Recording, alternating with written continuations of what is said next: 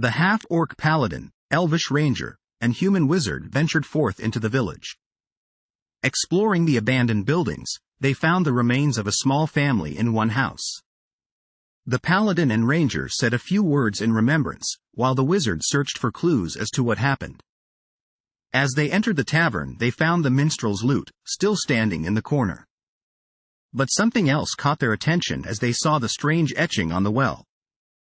The words in Elvish were strange, but the ranger recognized them to mean, "A price must be paid."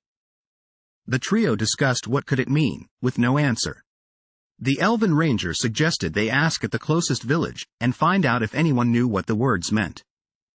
They quickly gathered their things, and set off on their journey. On the way, they met a few of the locals, but none of them knew the meaning behind the words. Eventually, they reached the village and asked around. It was there they learned the fate of the abandoned village. The villagers told them that the village was cursed by a powerful witch.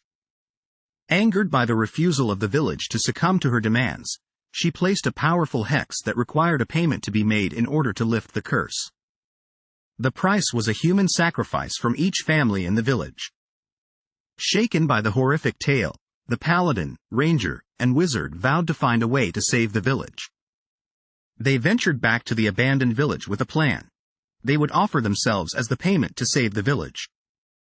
They arrived in the village and descended into the well. There, they found the witch who had cursed the village. She demanded that they each make a sacrifice of their own life or the village would never be saved. Knowing they had no choice, the Paladin, Ranger, and Wizard agreed. In the end, their ultimate sacrifice saved the village. The curse was broken, and the villagers were eventually able to rebuild their homes. The trio's legacy was remembered, and a monument was built in their honor. But even in death, the trio would never forgotten. Every year, the villagers would gather around the monument and remember their brave heroes. And to this day, the well is still inscribed with the words, "A price must be paid."